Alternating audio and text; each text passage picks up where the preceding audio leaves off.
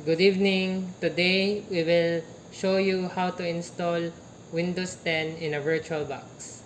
So Let's go. let's start. First thing to do is to create a new virtual machine. So we name it as Windows 10. Then click next. For the hard disk file type, we select virtual hard disk. Then dynamically allocated hard disk. Then create. Next is to run the virtual machine. So Click let's start. start.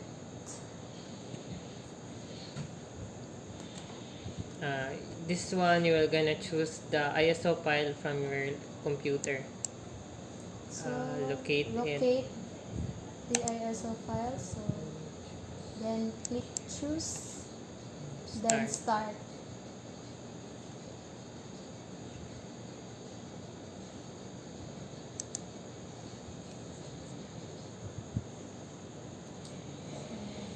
For a moment.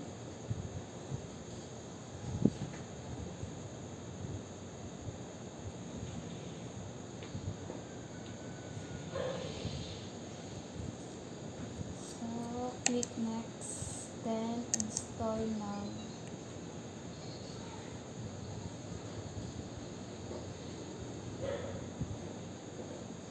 Choose Windows 10 Enterprise. For our operating system. Enterprise. Enterprise. Next. Then next. And accept. Next. Then select custom. Then click. Then next. So it is already installing the Windows. After installation, the Windows will restart. Press. Ayaw! Ayaw, pag-press kay ano naman siya. Balik yung kasugod. Getting ready. Look at you now, look at me. Look at you now, look at me. How you like that now? How you like that? Next is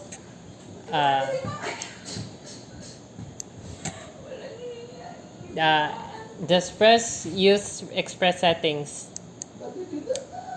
and then Windows 10 will setting up itself. We're happy you're here. Oh my god, But I'm not happy. getting critical updates. Do not turn off your PC. Your PC? Your PC.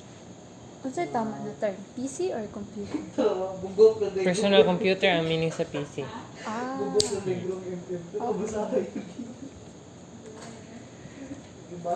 So, join a local Active Directory domain.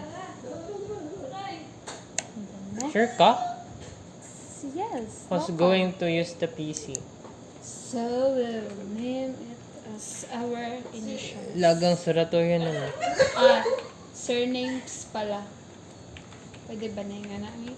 Sakita din sa ano yung mga Next. Ayun na, pupunta yung laptop. Okay, di na daw lagyan ng password. The next, and next, and next.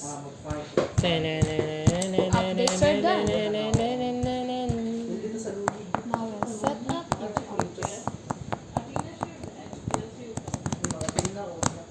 Lots of great features to get excited about. Di na commercial. Getting everything ready for you. Let's start! Let's start. And So now, we have successfully installed our Windows 10 in our VirtualBox. That's end our video for now. See you later, alligator. See you later, alligator.